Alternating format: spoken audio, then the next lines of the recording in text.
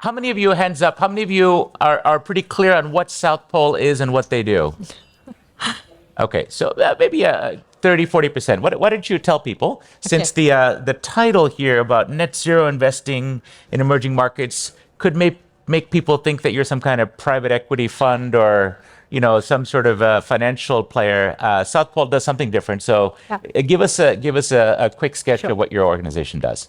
South Pole is the climate company. So we do everything from climate consultancy to carbon project development and buying and selling of carbon credits, development of voluntary markets, methodologies, and government consultancy around carbon frameworks. So we're the end-to-end climate company. Really? Wow. But can you solve the problem for us? You seem to be very ambitious there. We are very ambitious because we're a foundational player in the market.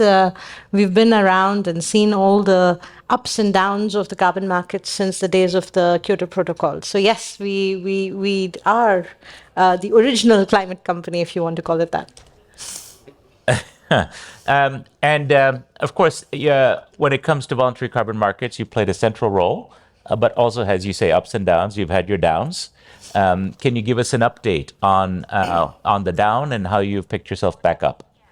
Well, it's a very interesting question. I guess the carbon market as a whole is a nascent market, and just like all other niche markets, it goes through a curve of maturity. And as a foundational player, we have been along in that journey of transition from being an esoteric market to being much more mainstream now. And obviously, as you become more mainstream, there's a focus on how you develop your systems, processes, governance, risk and integrity frameworks to appeal to the sort of scrutiny that you would get once you start becoming much more mainstream, right? So it's a cycle that all financial markets have seen as well over the last 100 years. There will always be scrutiny that will lead to improvements, more integrity, more regulation, an updated sort of governance framework. And then that's the cycle that we've been on as a company, and the market as a whole is also on. So what went wrong? And what's gone right? I mean, I'll ask it in plain English. You should answer me in plain English. Okay.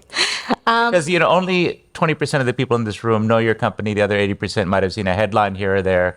It probably wasn't a good headline. So let's be upfront with them. What has South Pole fixed?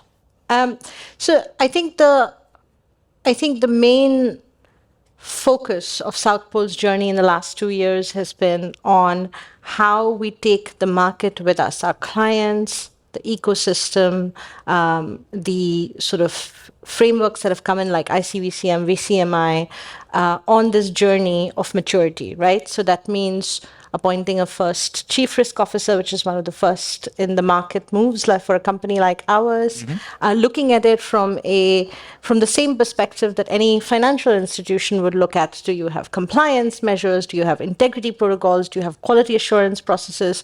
And you will see that the market is also addressing this in the same way as any other financial product, right? So you have rating agencies popped up, you have insurers who've popped up, you have DFIs looking into de-risking investments, you have mature private equity type investors or impact investors looking at financial instruments to invest into carbon markets. You will see things like, debt for nature swaps. You will see impact bonds. And so you'll see that the maturity curve is improving, and the company is going along that maturity curve as well, because ultimately a well-regulated market with integrity will channel climate finance into the parts of the world that need it the most to fund the transition, which is, I think, what everybody here in this room is interested in. How do we transition and how do we adapt to the challenge of climate change? And I think everyone understands that the need is in the developing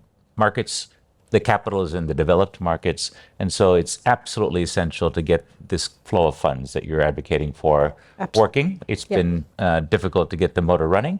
But, there's certainly, I think, people who see the long game here do see the opportunity of getting carbon markets working better. What do you think about the effect of some of the recent developments in Washington when it comes to the Trump administration, the cutbacks in funding for the climate area and climate finance in particular.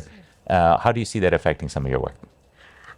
I mean, I would be lying if I said there's no effect. Yeah. But at the end of the day, the The U.S. Green Climate Fund plays an important role that's been cut back.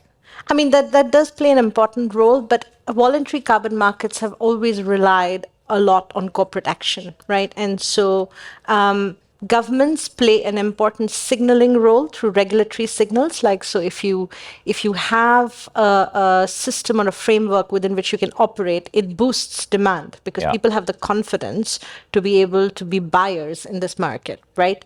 So it would have been nice if the early signals that we got from the Democrat administration, from the White House, the CFTC, would have developed into a strong market signal which would influence demand. That would have been great if that had continued.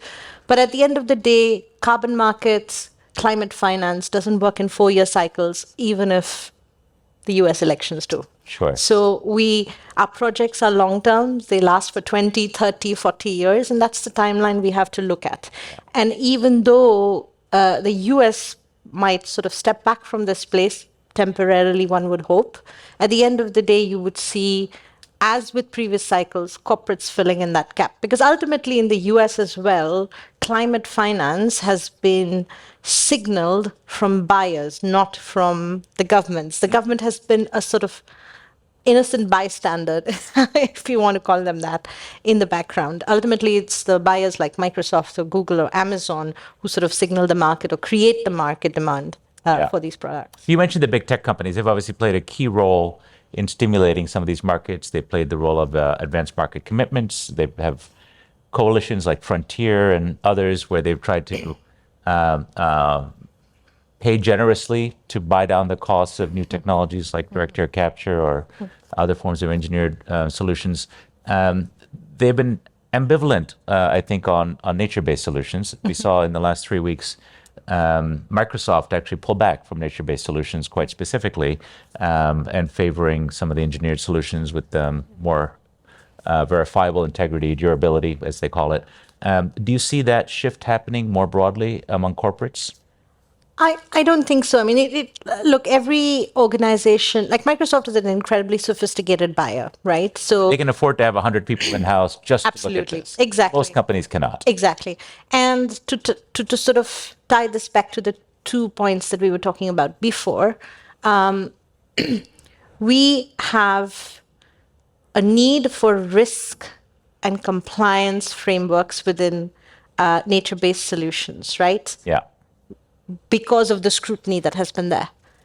And if the foundational market player leads in that direction, private capital will crowd in. I don't think there has been a pullback from nature-based solutions. In fact, we've seen an increasing interest in it because it's not just about carbon, it's also about biodiversity. Right. So nature-based solutions are not just about carbon and climate.